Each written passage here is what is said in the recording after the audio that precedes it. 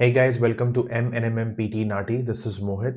आज की वीडियो मैं बनाने वाला हूं कि अगर आपको अपने 1 महीने के अंदर अंदर फर्स्ट अटेम्प्ट में without giving multiple attempts PT academic की एग्जाम में अगर 8 चाहिए तो आपको क्या करना चाहिए ताकि आप एग्जाम बार बार देकर अपना पैसा और टाइम खराब ना करें। मैं ये वीडियो शुरू करूं उससे पहले मैं ये बताना चाहूंगा कि अगर आप पीटी एकेडमिक, पीटी कोर या फिर नाटी हिंदी, पंजाबी, गुजराती की कोचिंग चाहते हैं तो आप हमें कांटेक्ट कर सकते हैं। व्हाट्सएप नंबर डिस्क्रिप्शन में डाला हुआ है, वहां पे मैसेज कर सकते हैं या फिर इंस्टाग्राम, फेसबुक पे एम पीटी नाटी सर्च कर सकते हैं या फिर इंस्टाग्राम और फेसबुक की लिंक नीचे डिस्क्रिप्शन में दी है, उस पर क्लिक करके आप हमसे इंस्टाग्राम या फेसबुक पे चैट कर सकते हैं। अब इसे समझते हैं कि भैया ए टीच कैसे लिए जाए। स्पेशली जब से चेंजेस हुए हैं तब से सबको ऐसा लगता है कि अब तो ए टीच ला ही नहीं सकते। ऐसा कुछ भी नहीं है। डेली बेसिस पे लोग ए टीच ले रहे हैं, 90 ले रहे हैं, इसलिए ऐसा कुछ नहीं है। कोई अगर आपको ये कहता है कि ए टीच नहीं आ सकते तो ये बिल्कुल गलत बात है। बिल्कुल आ सकते हैं, लेकिन हाँ, तरीका सही होना चाहिए, आपका अप्रोच सही होना चाहिए ताकि आप अपना टाइम वेस्ट ना करो। सबसे पहले तो आपको ये समझना है कि जितने भी टॉपिक्स हैं उसमें से ऐसे कौन से टॉपिक्स हैं जिस पर मुझे फोकस करना है और कौन से हैं जिस पर मुझे फोकस नहीं करना है, ताकि मैं अपना टाइम वेस्ट ना करूं उन टॉपिक्स को पढ़ के जिनको पढ़ने की कोई जरूरत है नहीं। तो 15 ऐसे टॉपिक्स हैं जिन पे आपको फोकस करना है।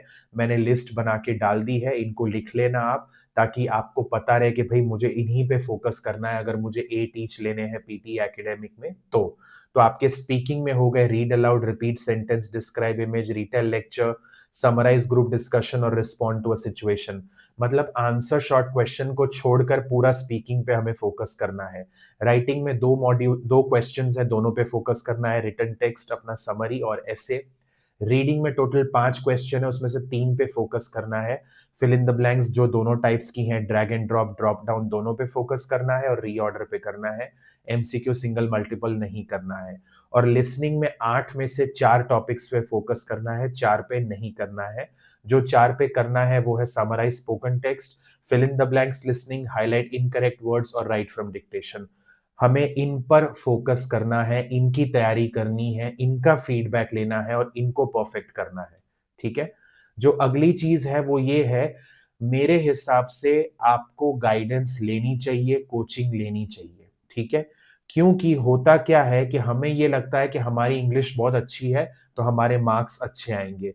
इस एग्जाम में सिर्फ इंग्लिश नहीं चेक होती है, बहुत कुछ चेक होता है, जैसे कि टाइम मैनेजमेंट स्किल।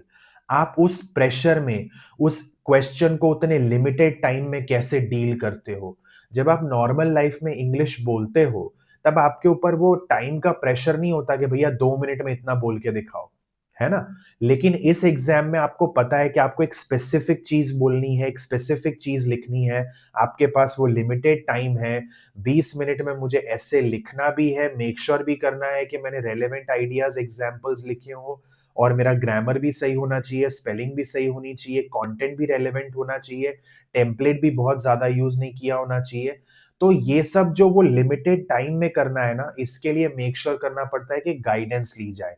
अब गाइडेंस आप शुरू करो लेने से पहले, उससे पहले मेक श्योर करिए कि जिस भी टीचर के पास से आप अपना क्लास लेने वाले हो उस टीचर की एटलीस्ट एक क्लास आपने गो थ्रू की हो before you enrol and before you get started. अब हो सकता है आपने उनकी यूट्यूब पे कोई वीडियो देख ली और आपको पसंद आ गई, पर मेक श्योर करिएगा, कंफर्मेशन जरूर लीजिएगा कि भैया जिन जो वीडियो में दिख रहे हैं वही पढ़ाएंगे असल में, या पता लगा वीडियो में तो कोई और है जो बहुत अच्छा पढ़ा रहा है, दिख रहा है, और रियल में वहां पर जो टीचर पढ़ा रहे हैं या हमें जो टीचर पढ़ा रहे हैं ऑनलाइन वो कोई अलग ही है, तो वो कोई लेना देना हो ही नहीं रहा और मजा नहीं आ रहा। तो ये सब चीजें पहले कंफर्मेशन लेनी चाहिए कि कौन हमें पढ़ाएगा और फीडबैक देगा, उसकी एक क्लास तो कम से कम देखनी है, फिर एनरोल करेंगे ताकि हमें पता चले कि इनके पढ़ाने के स्टाइल से हम कंफर्टेबल हैं या नहीं। जैसे हमारे पास जब स्टूडेंट आते हैं तब हम उनको बोलते हैं कि आप एक क्लास रिकॉर्डिंग हमारी जो मोस्ट रीसेंट हुई हो वो गो थ्रू करिए, आपको डेफिनेटली क्लास अच्छी लगेगी। क्लास अच्छी जब उन्हें लगती है उसके बाद वो एनरोल करते हैं और उन्हें ये भी पता है कि क्लास मोहित मनमोहित ही पढ़ाएंगे, कोई और नहीं है जो पढ़ाने वाला है। तो ये चीजें बहुत जरूरी होती है, आपको पता होना चाहिए आपको गाइड करने वाला है कौन। ठीक है? जो सेकंड चीज़ है वो ये कन्फर्म करना बहुत ज़रूरी है कि क्या मुझे one on one personal feedback हफ्ते के सातों दिन मिलेगा या नहीं? और ये इसलिए कंफर्म करना ज़रूरी है क्योंकि फीडबैक वीक में 1 मॉक टेस्ट करने से या वीक में 2 दिन फीडबैक लेने से काम नहीं बनता। अगर आपको 1 महीने के अंदर-अंदर या फर्स्ट अटेम्प्ट में आप कहें 1 महीने के अंदर-अंदर आपको ये एग्ज़ाम क्लियर करनी है, आपको हफ्ते के सातों दिन फीडबैक चाहिए। एवरीडे फीडबैक चाहिए। हम हमारे स्टूडेंट्स के साथ क्या करते हैं, हर स्टूडेंट का अपना एक पर्सनल ग्रुप होता है। फॉर एग्जाम्पल लेट्स से मोहित नाम है स्टूडेंट का, तो मोहित पीटी करके एक ग्रुप होगा, ठीक है? अब मोहित पीटी ग्रुप में सिर्फ मोहित स्टूडेंट है और 2 टीचर्स हैं, मोहित मनमोहित टीचर्स भी हैं उसमें, ठीक है? हर स्टूडेंट की रिक्वायरमेंट के हिसाब से, स्कोर रिक्वायरमेंट के हिसाब से, शेड्यूल के हिसाब से हम एक स्टडी प्लान बना के देते हैं कि भैया हमें मंडे इतना काम चाहिए, ट्यूसडे इतना चाहिए, वेडनेसडे इतना चाहिए। अगर आप स्टडी प्लान से ज़्यादा करके भेज सकते हो, by all means we welcome that. वो सारा होमवर्क वो अपने ग्रुप में डालते हैं, जैसे स्पीकिंग की ऑडियोज़ डालना, जैसे समरीज़ डालना, रिटन टेक्स्ट, स्पोकन टेक्स्ट, जैसे एसे लिखकर डालना। ये सारी चीज़ें हम ह्यूमनली चेक करते हैं। क्यों? क्योंकि रियल एग्ज़ाम में भी ह्यूमन चेक होता है। जब आप पोर्टल के स्कोर को देखते हो, तब आप ये भूल जाते हो कि पोर्टल स्कोर में ह्यूमन चेक नहीं है। एंड व्हाट इफ आपकी एग्ज़ाम ह्यूमनली चेक हुई, फिर क्या करेंगे?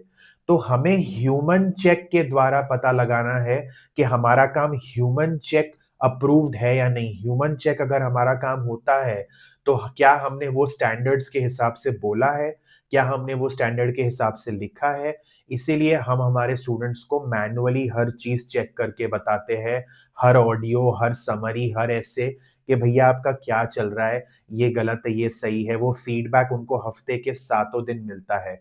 तब जाके स्टूडेंट का स्कोर आता है क्योंकि डेली उनको कोई बताने वाला है कि ये गलत है, ये सही है, इसको ऐसे ठीक करो, ठीक है? तो ये बहुत ज़रूरी है आपका पता होना कि भाई मुझे रोज़ feedback one on one personal मिलेगा या नहीं मिलेगा। जो दूसरी चीज़ है मुझे बात करनी है वो है स्टडी प्लान। मैंने अभी आपको बताया कि हम हमारे स्टूडेंट को क्यों स्टडी मतलब कैसे बनाकर देते हैं उनके ग्रुप में, लेकिन स्टडी प्लान क्यों चाहिए? मैं हमेशा ये कहता हूँ इमेजिन करिए कि आप एक डेस्टिनेशन पे जा रहे हैं, आप किसी कंट्री में घूमने गए हैं और आपको किसी एक्स जगह पर घूमने जाना है, ठीक है?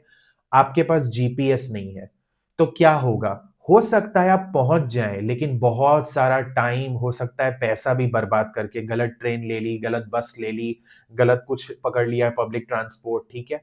तो टाइम और पैसा वेस्ट करके आप वहाँ हो सकता है इवेंचुअली पहुँच जाएँ। पर जब आपके पास स्टडी प्लान होता है, वो जीपीएस का काम करता है। वो आपको एग्ज़ैक्टली बताएगा भैया यहाँ से राइट लो, यहाँ से लेफ्ट लो, ऐसे करो, वैसे करो। जब आप उसको फ़ॉलो करते हो, तो आप टाइम और पैसा बर्बाद किए बिना अपनी डेस्टिनेशन पे आसानी से पहुँच जाते हो। स्टडी प्लान का वही काम है। अगली चीज़ जो मुझे बात करनी है, वो है human feedback on topics with human check. क्यों लेना चाहिए ह्यूमन फीडबैक? क्यों नहीं मैं सिर्फ़ पोर्टल पे देख लूँ कि भैया एक्स पोर्टल ने तो मुझे 80 दे दिए, वाई पोर्टल तो मुझे सिर्फ़ 60 दे रहा है, एक और तीसरा पोर्टल यूज़ करूँ, वहाँ मेरे 90 आ रहे हैं। तो कौन-सा पोर्टल सही है, कैसे पता आपको? आप ट्राई करके देखना, 3 अलग-अलग पोर्टल पे आप अपना स्पीकिंग करके देखिए, राइटिंग करके देखिए, तीनों पे आपको अलग-अलग मार्क्स आएँगे। इससे क्या पता चलता है कि वो स्कोर्स रिलायबल नहीं है। वो कोई रियल पियर्सन सॉफ्टवेयर थोड़ी है जो आपको परफेक्ट पियर्सन वाले स्कोर्स देगा। हर सॉफ्टवेयर का अपना एक तरीका है चेक करने का, तो वो अपने तरीके से चेक करके आपको एक मार्क्स दे देगा। जहाँ आपको 90 आए तो आपको लगेगा अरे! मेरे तो 90 आ गए। नहीं, ये गलत है। 3 सॉफ्टवेयर पे करके देखिए, 3 अलग-अलग मार्क्स मिलते हैं लोगों को, कभी भी सेम मार्क्स नहीं मिलते हैं, ठीक है? तो हमें ये चीज़ समझनी है कि उससे ऊपर है एक ह्यूमन चेक। हमें हमारे टीचर से पूछना है कि ये मेरा एसे है, आप इसको चेक करके बताइए कि अगर ये ह्यूमन चेक के लिए जाता है तो क्या मेरे फुल मार्क्स आएँगे? क्या मेरे राइटिंग में फिर भी 85 आएँगे? समरी ये मैं जो लिख रहा हूँ इसको लिखने के बाद अगर मैं ऐसे एग्ज़ाम में लिखूँ तो 85 प्लस आएँगे या स्पीकिंग में 90 आएँगे? अगर आपका ह्यूमन टीचर आपको कहता है यस आपने बहुत अच्छा लिखा है, बहुत अच्छा बोला है, आपके ऑडियोज़ परफेक्ट है, फ्लुएंसी में कोई दिक्कत नहीं है, आपकी क्लैरिटी, प्रोनंसिएशन परफेक्ट है, आपका कंटेंट डिलीवरी सही है, फिर आप कॉन्फिडेंस रख सकते हैं और पेपर दे सकते हैं। लेकिन without human check, just relying on X portal is not sufficient enough. Specially आपको पता है कि भैया अब ह्यूमन चेक होते हैं 7 टॉपिक्स में, है ना? डिस्क्राइब इमेज हो गया, रिटेल लेक्चर हो गया, summarize group discussion, respond to a situation, summarize written text, essay और समराइज स्पोकन टेक्स्ट। ये 7 टॉपिक्स ह्यूमनली चेक होते हैं। तो इसीलिए एटलीस्ट इनमें तो ह्यूमन फीडबैक चाहिए ही चाहिए, ठीक है? जो लास्ट चीज मुझे बतानी है वो है एक फुल मॉक टेस्ट आपका देना बहुत जरूरी है एग्जाम से पहले, और एक ह्यूमन फीडबैक बहुत जरूरी है उस फुल मॉक टेस्ट पे। मिनिमम एक फुल मॉक टेस्ट देना चाहिए सो दैट एटलीस्ट आप फेमिलियर हो एग्जाम के स्ट्रक्चर से, वो स्ट्रेस गो थ्रू किया आपने। हो सकता है आपने पास्ट में एग्जाम्स भी दी होंगी रियल पर्सन की, लेकिन जब आप मॉक टेस्ट देते हो और आपका मॉक टेस्ट आपका टीचर चेक करता है सारे क्वेश्चंस, तो आपको पता चलता है, आपका टीचर आपको बताएगा कि भाई क्या गलत है, क्या सही है, इसको ऐसे नहीं ऐसे करना चाहिए। वो फीडबैक जब आप इंप्लीमेंट करते हो ना, तब आपको आपका डिजायर्ड स्कोर मिलता है, और यही हम हमारे स्टूडेंट्स के साथ करते हैं। वो फुल मॉक टेस्ट देते हैं, हम हर क्वेश्चन, चाहे वो स्पीकिंग हो, राइटिंग हो, रीडिंग हो या लिसनिंग हो, एवरी क्वेश्चन हम मैनुअली चेक करके उनको बताते हैं, देखो ये गलत है, ऐसे नहीं ऐसे करना चाहिए था, ऐसे करो, देखो ये सैंपल मैं भेज रहा हूँ, इसके जैसा करना है। तब स्टूडेंट को समझ में आता है कि अच्छा ऐसे नहीं करना है, ये गलत है, एंड उस पे वो काम करते हैं, फीडबैक लेते हैं, तब एग्जाम देते हैं और उनका रिजल्ट आता है। ठीक है? आज ये पॉइंट्स शेयर करने के पीछे जो उद्देश्य था वो ये था कि आपको एक आइडिया मिले, गाइडेंस मिले कि अगर मुझे मेरे डेस्टिनेशन पे पैसा और टाइम बर्बाद किए बिना 25 बार पेपर दिए बिना पहुंचना हो, तो क्या बुलेट पॉइंट्स हैं जो मुझे फॉलो करने चाहिए, और ये वो बुलेट पॉइंट्स हैं। बट अगेन, अगर आप हमें कांटेक्ट करना चाहते हैं, व्हाट्सएप नंबर है, इंस्टाग्राम है, फेसबुक है, कहीं भी चले जाइए, हमसे बात करिए और हमें पूछिए कि आप मेरी कैसे हेल्प कर सकते हैं to clear the exam in my first attempt. हम आपसे बात करेंगे, क्लास रिकॉर्डिंग एक गो थ्रू करके देखिए कि भाई कैसे पढ़ाते हैं ये लोग क्लास में। उसके बाद डेफिनेटली आप डिसीजन लीजिए, लेकिन मेक श्योर करिए कि do the right thing, so that again I am repeating my self, आप अपना टाइम और पैसा बर्बाद ना करें। ठीक है? All the very best for your exam and have a great life. Thank you so much everyone.